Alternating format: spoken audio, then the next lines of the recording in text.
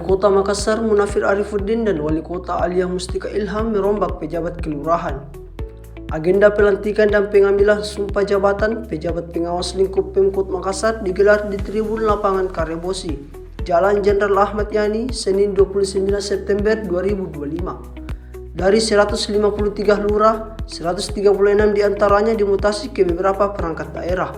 Ada yang menjadi kepala seksi di kelurahan dan kecamatan, ada juga yang jadi kepala sub bagian di OPD. Hanya 113 pejabat lurah yang bertahan pada gerbong mutasi periode September 2025 ini. Pada momen sakral ini, para lurah baru tersebut menggunakan pakaian dinas umum berwarna putih. Mereka duduk berhadapan dengan Wali Kota Makassar, wali-wali kota, anggota forum komunikasi dan pimpinan daerah, hingga pejabat OPD dan BUMD. Jalan dengan baik, semua lurah sudah terposisikan dengan baik, dan prosedurnya kita selalu meminta arahan dari BKN dan semuanya bisa berjalan dengan baik.